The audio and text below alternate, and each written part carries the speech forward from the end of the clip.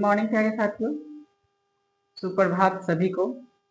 आज जो हम लोग वीडियो शुरू कर रहे हैं इसमें एक नया चैप्टर के साथ शुरू कर रहे हैं, है ना। केमिस्ट्री का एक नया चैप्टर है। उस चैप्टर का नाम है तत्वों का आवर्ती वर्गीकरण, है ना। चैप्टर का क्या नाम रहेगा?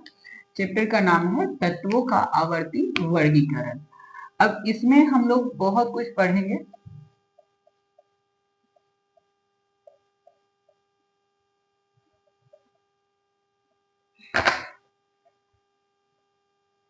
इसमें हम लोग बहुत कुछ पढ़ेंगे तत्वों के आवर्ती वर्गीकरण में। जैसे कि हम लोग इसमें यह सीखेंगे कि तत्वों को जो वर्गों के रूप में बांटा गया, क्यों बांटा गया, किस लिए बांटा गया, इसके तत्वों को बांटना क्यों, मतलब वर्गीकरण करना क्यों जरूरी था। ऐसी बहुत सारी जो क्वेश्चंस है उस क्वेश्चन का हम लोग आंसर करेंगे। इसके अलावा इसमें हम लोग कई सारे वैज्ञानिक जिन्होंने स्टार्टिंग में तत्वों को बांटने के लिए कोशिश किया था या फिर वो सफल हुए नहीं हुए, उन सभी के बारे में जानेंगे। कई सारे वैज्ञानिक के बारे में हम लोग समझेंगे और किन किन आधार पर तत्वों को बांटा गया, पहले इन सभी क्वेश्चन का जवाब हम लोग एक एक करके इस चैप्टर में दिया जाएगा। तो ये चैप्टर बहुत ही खास है, इसलिए ध्यान से इस चैप्टर को हम लोग देखें, समझें, जाने और ध्यान रखें कि इस चैप्टर का महत्व आपको, जब हम स्टार्टिंग कर रहे हैं इस चैप्टर को, तो जब एंड होने से पहले कुछ ऐसे टॉपिक आएंगे जो कि बहुत ही इंपॉर्टेंट है। इसलिए थोड़ा सा ध्यान से इस चैप्टर को डिस्कस कर रहा हूं मैं, तो आप लोग भी ध्यान दीजिएगा। और अगर आपको वीडियो में जो भी डाउट रहे उस डाउट को कमेंट में जरूर लिखें। समझ में आए तो यस, नहीं समझ में आए तो नो में भी जवाब दीजिए, ताकि हमें पता चलता रहे कि आप लोग को समझ में आ रही है नहीं आ रही है। ठीक है, तो शुरू करते हैं। जो सबसे पहला इसमें क्वेश्चन है, क्वेश्चन स्टार्ट होता है कि तत्वों का वर्गीकरण क्यों जरूरी था, है ना। यानी कि जब तत्वों को बांटा गया स्टार्टिंग में, तो क्यों बांटा गया, क्यों आवश्यक है कि हम तत्वों को बांटे, उन्हें अलग अलग फेजेस में बांटे। ठीक है, तो इस क्वेश्चन का आंसर मैं देता हूं। देखिए, एक्चुअली है क्या कि अभी जो हमारा पीरियोडिक टेबल है, जिसे हम लोग मॉडर्न पीरियोडिक टेबल कहते हैं, ये जो मॉडर्न पीरियोडिक टेबल है मोस्ले साहब का दिया हुआ है। ठीक है ना। कौन है वैज्ञानिक? मोस्ले। याद रखेंगे, वैज्ञानिक का नाम याद रखते चलेंगे। ठीक है ना। मोस्ले साहब का दिया हुआ है modern periodic table, modern periodic table. ठीक ना। मॉडर्न पीरियोडिक टेबल जो है ये, इसको किसने बनाया है? तो मोस्ले साहब ने, है ना। मोस्ले नामक एक वैज्ञानिक थे, उनका दिया हुआ है ये। तो आप इस जब मॉडर्न पीरियोडिक टेबल को देखिएगा तो इसमें आपको 118 तत्व दिखाई पड़ेंगे। लेकिन जब तत्वों का वर्गीकरण शुरू किया गया था उस समय कुछ ही तत्व थे, है ना। 9 थे, फिर बढ़ा तो 13, फिर 63, 56, ऐसे मतलब खोज होते गया, है ना। 20 ऐसे स्टार्टिंग में था, तो खोज होते गया,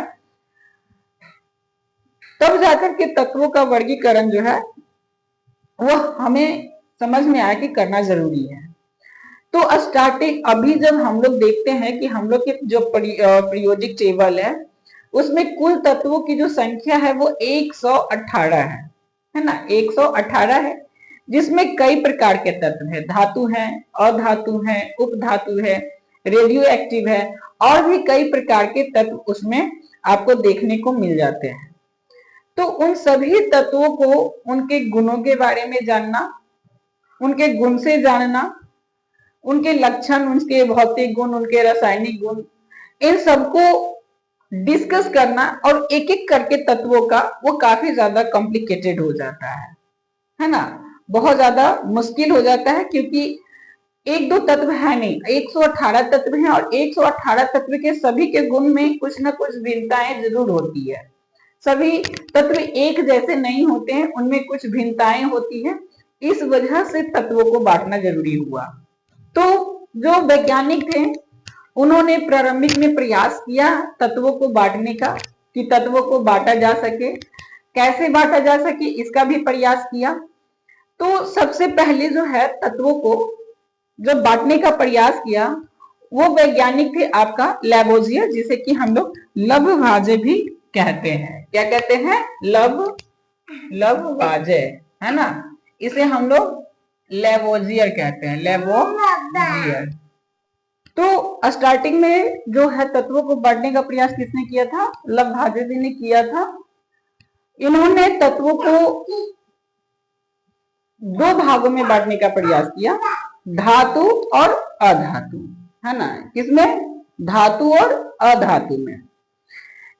इसके पहले क्वेश्चन होता है कि तत्वों के जो वर्गीकरण है उससे क्या लाभ है ना। क्वेश्चन इसको हम लोग समझने के पहले वो समझ लेते हैं कि तत्वों के वर्गीकरण से लाभ।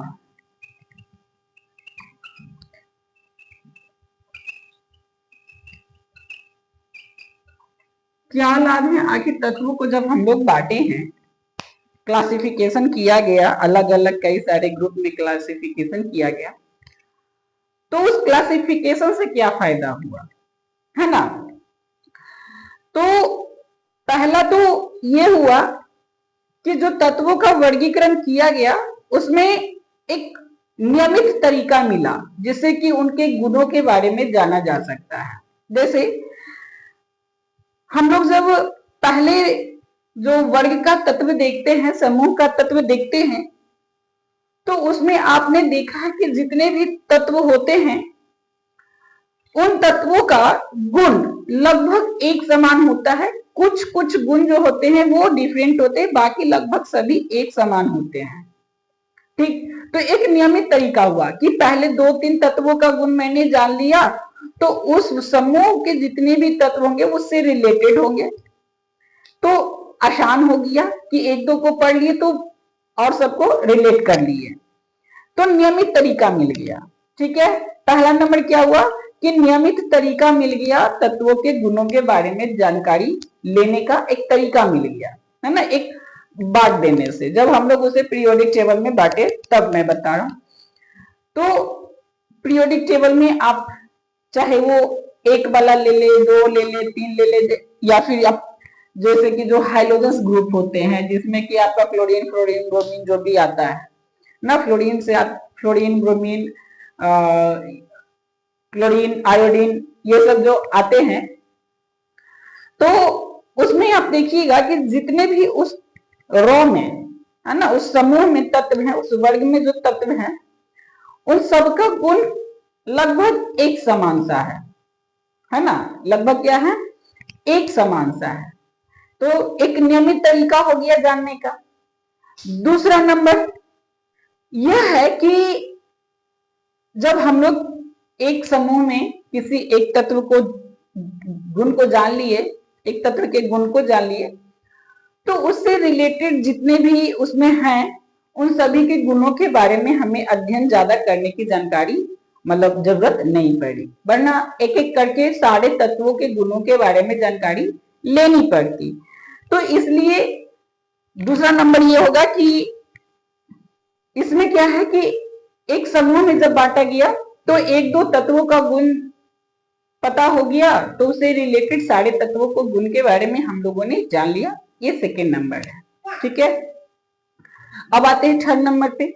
अब जब हम लोग किसी भी वर्ग में जाएंगे, समूह में जाएंगे, तो उनके तत्वों में क्रमिक परिवर्तन होगा। मैंने बोला ना कि हर तत्व का गुण एक समान नहीं होता, कुछ कुछ डिफरेंट होता है। तो वो जो डिफरेंट गुण होंगे वो हर अगले वाले तत्व में थोड़ा सा भिन्न होगा। तो इससे हमें अनुमान लगाने में भी आसानी हो गई कि अगले वाले तत्व में कौन सा गुण नया हो सकता है या कोई नया गुण क्या है ना।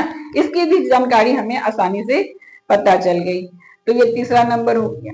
एंड चौथा नंबर है कि अब अगर एक समूह में कोई तत्व है, बहुत सारे तत्व हैं, तो उस समूह के जितने भी तत्व हैं उनको एक दूसरे से रिलेट करना, है ना, संबंधित करने में आसानी हुई कि ये किस तत्व का किस समूह का किस वर्ग का तत्व है। जैसे अब मान लीजिए कि आपको दो तीन तत्व का नाम दे दे, जैसे कि आपका पहले वाला में हाइड्रोजन, फिर लिथियम, ऐसे करके जो पोटेशियम वगैरह है, दे दिया, दो तत्व दे दिया।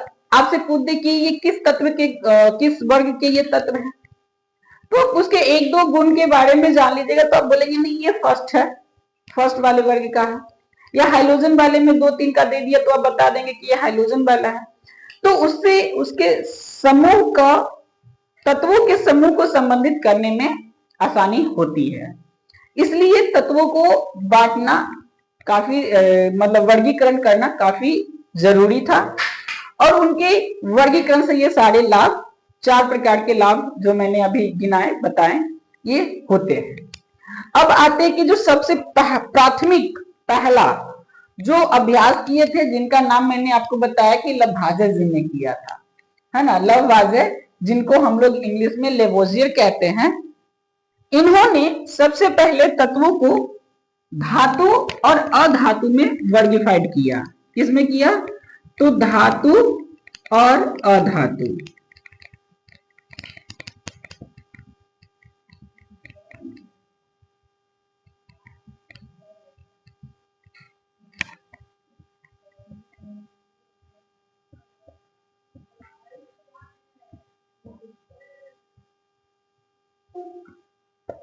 तो किसमें किया गया? पहले धातु और अधातु के रूप में तत्वों का वर्गीकरण किया गया। किसने किया? तो लंभाजे ने किया। कब किया? 18वीं शताब्दी में, है ना। कब किया था? 18वीं शताब्दी में। याद रखेंगे, थोड़ा सा डेट को भी हम लोग मेंशन करते चलेंगे, याद करते चलेंगे। थोड़ा थोड़ा ये पूछता है ना आपको, जब शॉर्ट क्वेश्चंस रहेंगे उसमें पूछेंगे कि किस वर्ष, एग्जैक्ट वर्ष तो नहीं दिया है, शताब्दी दिया है, तो शताब्दी याद रहेगा। 18वीं शताब्दी यानी 1700 समथिंग, जो 18वीं शताब्दी होती है उस वाले में जब इसे वर्गीकृत किया गया था लब्भाजे के द्वारा धातु और अधातु के रूप में। तो आपको मैंने धातु और अधातु जो चैप्टर था मेटल एंड नॉन मेटल, उसमें मैंने बताया था कि धातु के गुण और अधातु के गुण। बेसिकली धातु के क्या गुण होते हैं? तो धातु सबसे पहले तो चमकीला होता है, कठोर होता है, आघात वर्धनीय होता है, तन्य होता है। इसके अलावा कि उसकी जो द्रव्यनांक और क्वथनांक, जो मेल्टिंग पॉइंट और बॉइलिंग पॉइंट है, वो हाई होते हैं, उच्च होते हैं।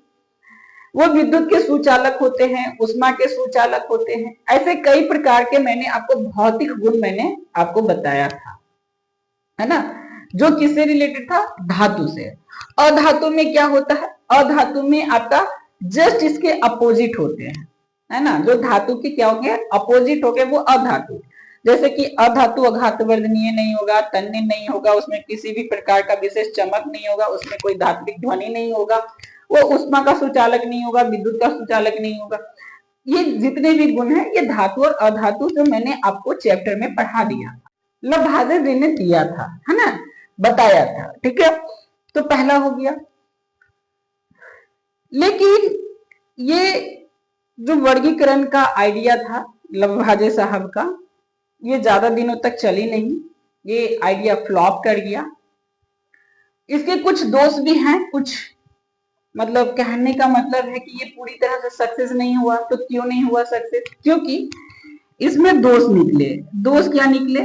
दोष मतलब इसमें कुछ खामियां थी, इस वर्गीकरण में कुछ खामियां थी, जिसके वजह से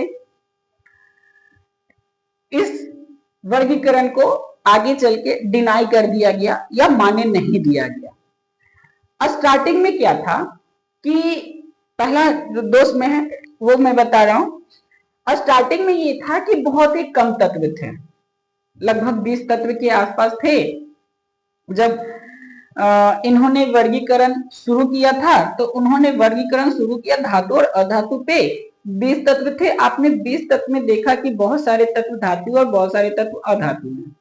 तो कम तत्व थे तो उसको हर एक तत्व का गुण एक एक करके डिफाइन करना आसान था। मतलब 20 ही तत्व है, एक एक करके सारे तत्वों का गुण देख लिया गया कि कौन धातु में फिट बैठ रहा, कौन अधातु में। उस हिसाब से धातु और अधातु को क्या कर लिया गया, बांट दिया गया स्टार्टिंग में जब लंबाजे जी ने किया। लेकिन चूंकि उस समय 20 ही तत्व थे, बाद में बहुत सारे और भी तत्व की खोज हुई। 20 के बाद आगे बढ़ते गया 56, 63, 88 करके, और अभी टोटल 118 तत्व है। तो अगर सोचिए कि अगर उसी को हम लोग फॉलो करते, धातु और अधातु को फॉलो करते, तो बहुत सारे इसमें तत्व ऐसे हैं जो कि निष्क्रिय गैस है। धातु और अधातु के गुण से बिल्कुल अलग उनका गुण रहता है ना। धातु और अधातु के गुण से बिल्कुल अलग गुण रहता है। कुछ रेडियो एक्टिव तत्व है ना। तो उसको बांटना काफी ज्यादा जो है प्रॉब्लम में ला रहा था। उनके गुणों को एक एक करके, सारे गुणों को तो पता नहीं किया जा सकता क्योंकि इतने सारे तत्व हैं। तो इसलिए पहला दोष ये था कि इस सभी तत्वों को एक एक करके गुणों का अध्ययन किया नहीं जा सकता।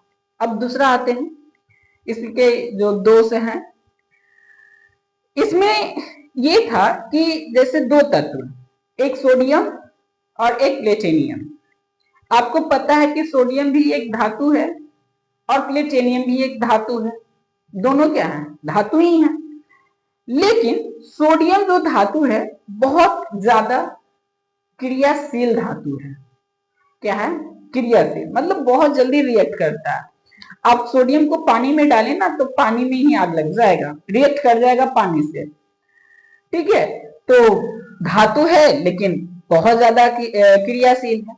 लेकिन अगर बात करें प्लेटिनियम की, तो प्लेटिनियम होता है अक्रिय।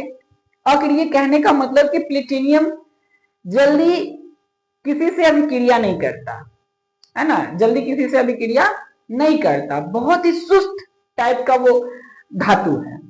तो अब यहाँ पे धातु में ही दो अलग अलग कॉन्फिडेंस आ गए है ना। एक तो क्या हो गया, कंट्रोवर्सी आ गया कि सोडियम जो है अक्रिय है, बहुत ज्यादा क्रियाशील है, और जो प्लेटिनियम है वो अक्रिय है, मतलब कम क्रिया करता है। आप जब क्रियाशीलता श्रेणी पढ़ेंगे उसमें देखिएगा प्लेटिनियम नीचे में आता है, जबकि सोडियम आपको हाइड्रोजन के ऊपर में पाया जाता है। ठीक है, तो इस वजह से भी। दूसरा अगर आगे चले तो जैसे मान लीजिए कि एक ग्रेफाइट और एक आपका सल्फर है ना। ग्रेफाइट, आपको पता होगा कि ग्रेफाइट भी एक अधातु है और सल्फर भी जो है वो क्या है, अधातु है। दोनों अधातु है, अधातु के गुण दोनों में पाए जाते हैं। लेकिन ग्रेफाइट आप देखिएगा तो ग्रेफाइट विद्युत का सुचालक होता है ना। ग्रेफाइट यानी कि जो पेंसिल के नीब में जो इस्तेमाल होता है वो ग्रेफाइट होता है।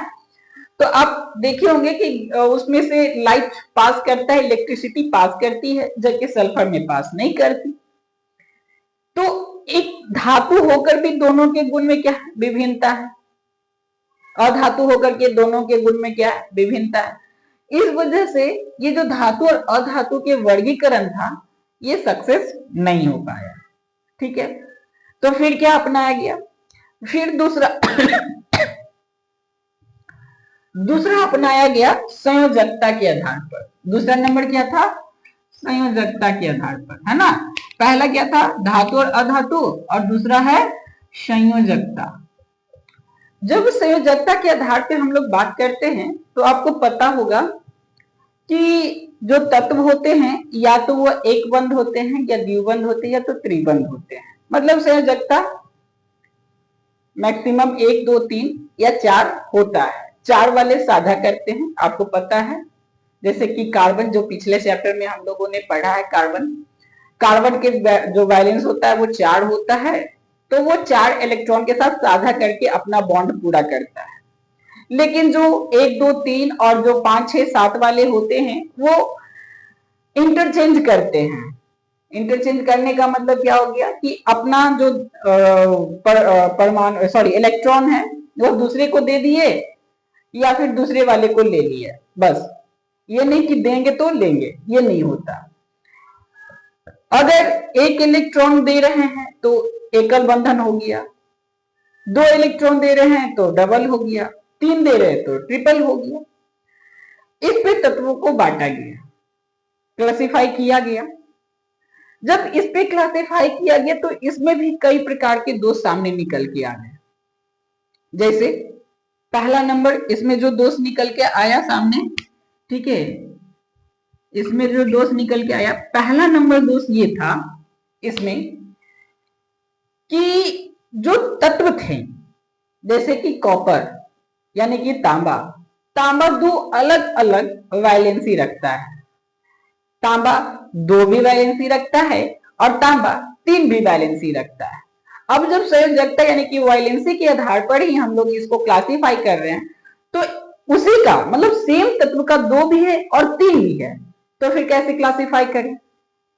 लोहा है ना, क्लोरीन, ये सभी तत्व हैं, ये 2 से अधिक वैलेंसी को दर्शाते हैं, इसलिए इस आधार पर भी हम लोग तत्वों को बांट नहीं सकते हैं, है ना।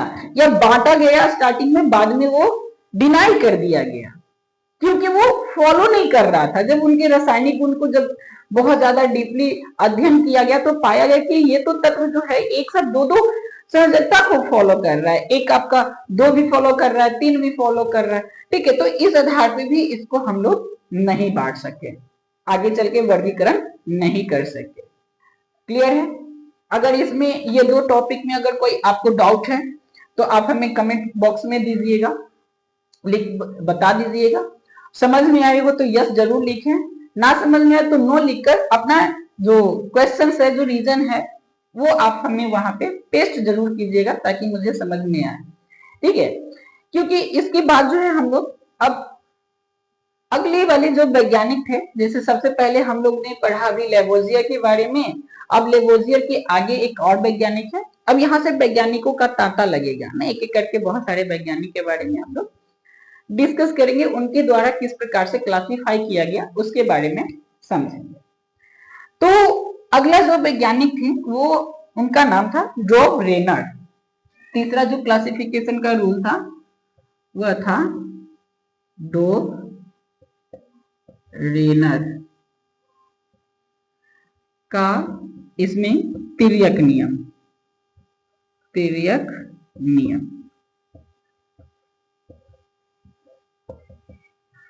डॉब रेनर का तिर्यक नियम।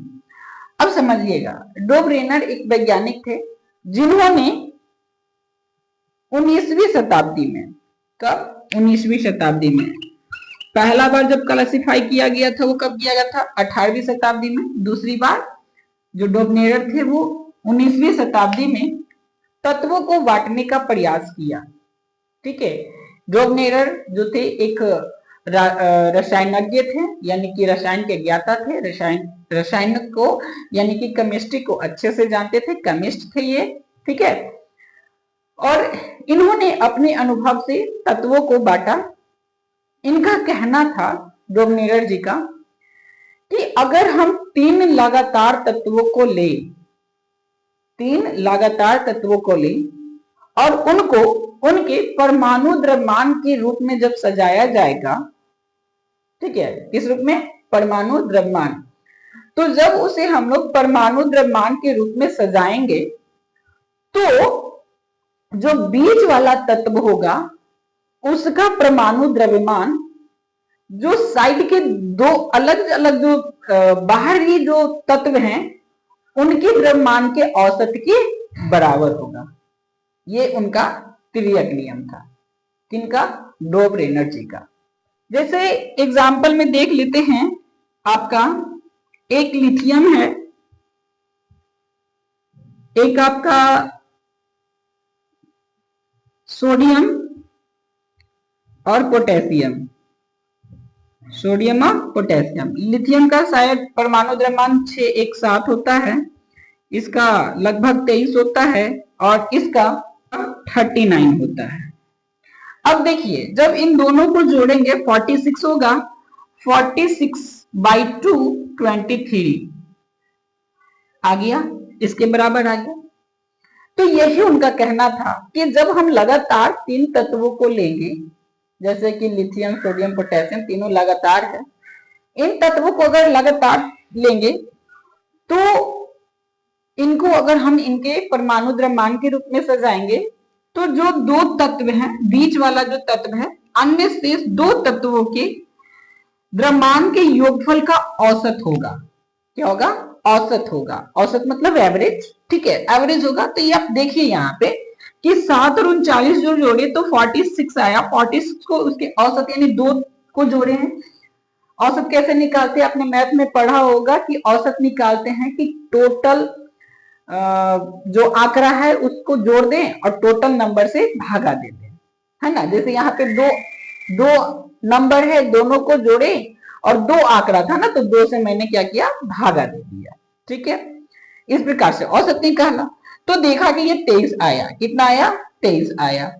तो ये तो कुछ एक तत्व के लिए, क्योंकि जब डॉग्नेरर साहब ने, इसके हम लोग विशेषता और इसके दोष भी पढ़ेंगे, वर्गीकरण जब ये कर रहे थे उस समय बहुत कम तत्व थे, ठीक है। कम तत्व होने की वजह से ये रूल कुछ हद तक फॉलो कर गया, कुछ हद तक फॉलो कर गया। लेकिन जब आगे बढ़े ये रूल फॉलो नहीं कर रहा था। कौन सा? तिर्यक नियम का रूल, है ना। तिर्यक नियम का रूल फॉलो नहीं कर रहा था, तो फिर आगे चल के ये भी गलती हो गया। अच्छा, तिर्यक नियम क्या है? फिर से एक बार रिवाइज कर देता हूं कि जब किसी तीन तत्व, लगातार तीन तत्वों को लिया जाए और उन्हें उनके द्रव्यमान, परमाणु द्रव्यमान के रूप में सजाया जाए, तो बीच वाला तत्व का परमाणु द्रव्यमान शेष दो तत्वों के परमाणु द्रव्यमान के योग के औसत के बराबर होगा। क्या होगा? औसत के बराबर होगा। यही कहता है तिर्यक नियम। क्या कहता है? तिर्यक नियम, ठीक है। तो तिर्यक नियम समझ में आया। अब जब इसको वर्गीकृत किया गया तो कुछ विशेषताएं निकली और कुछ दोष भी निकले। तो हम लोग इसकी विशेषता पहले देख लेते हैं, उसके बाद इसको दोष, है ना, इसका दोष भी। तो क्या है भाई? तिर्यक की विशेषता क्या थी, है ना। तिर्यक की विशेषता,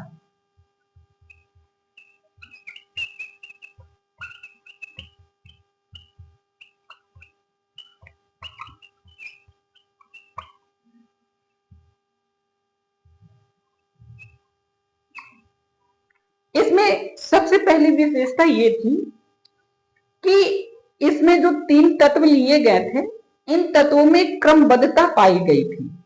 क्रमबद्धता मतलब लगातार सीक्वेंस वाले, ठीक है।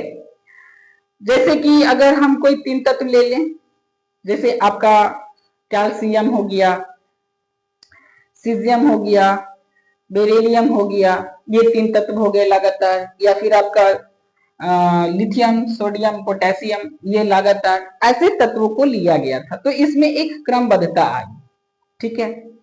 दूसरा नंबर है कि जब इसे इसके परमाणु द्रव्यमान के रूप में सजाया गया तो उनके परमाणु द्रव्यमान और उनके गुणों में एक प्रकार के संबंध को स्थापित करता है। परमाणु द्रव्यमान क्या करता है? तत्वों के गुणों में एक प्रकार का संबंध स्थापित करता है। लेकिन आगे चल के इसमें सभी प्रकार के तत्वों को समावेश नहीं किया जा सकता। मतलब कम तत्व थे उस समय, ये सारे के सारे तत्वों को तो सजा लिया गया था, लेकिन जब अधिक तत्वों की खोज हुई उस समय इस तिर्यक नियम पे जो परमाणु द्रव्यमान के रूप में सजाया गया था और उसके कहा गया था कि उन दो अन्य जो तत्व होंगे उनके द्रव्यमान का औसत के बराबर होगा, तो ये आगे चल के फॉलो नहीं किया, ठीक है। इस वजह से ये जो वर्गीकरण का रूल था जो डॉग्नेनर साहब ने दिया था, ये भी फेल मार गया और फेलियर हो गया। तो आगे और भी प्रयास जारी रहे, तत्वों के अलग अलग वर्गीकरण के और भी प्रयास जारी रहे, क्योंकि ये भी पूरी तरह से सक्सेस नहीं हो पाया। कुछ हद तक तो सक्सेस था, क्योंकि स्टार्टिंग में कम तत्व थे तो सक्सेस हो गया था, लेकिन बाद में जब तत्वों की संख्या बढ़ी तो ये भी फेल मार गया, तो ये भी सक्सेस नहीं हुआ। इस वजह से फिर से तत्वों की जो वर्गीकरण का खोज है वो जारी हो गया, आगे चलता रहा, बढ़ता रहा, ठीक है। इसमें और भी वैज्ञानिक है, जैसे कि आपका एक न्यूलैंड्स, जो कि आगे हम लोग पढ़ेंगे। उसके बाद मैनलीव, उसके बाद फिर हम लोग जो अभी जो मॉडर्न पीरियोडिक पढ़ते हैं वो वाले हैं, है ना। तो इसके बाद कौन थे, डोमिनियर के बाद थे न्यूलैंड्स। तो आज की इस वीडियो में इतना ही। न्यूलैंड्स, मैनलीव, जो है मैनलीव काफी हद तक बहुत वर्गीकरण का बहुत एक रूप प्रारूप दे दिए थे, जिससे कि मोस्टली साहब को बहुत ज्यादा आसानी हुई थी। तो उसके बारे में हम लोग नेक्स्ट वीडियो में डिस्कस करेंगे। आज की इस वीडियो में इतना ही। वीडियो पसंद आई हो तो लाइक करिए, अपने दोस्तों के साथ शेयर कर देंगे। इसमें कोई डाउट हो तो आप हमें कमेंट बॉक्स में जरूर लिखें, जिससे कि हमें पता चले कि कहाँ मैंने कुछ गलती बताया है या कुछ डाउट होगा आपको तो वो सॉल्व किया जाएगा। ठीक है, तो आज की इस वीडियो में इतना ही। मिलते हैं फिर से नेक्स्ट वीडियो में। जय हिंद, जय भारत।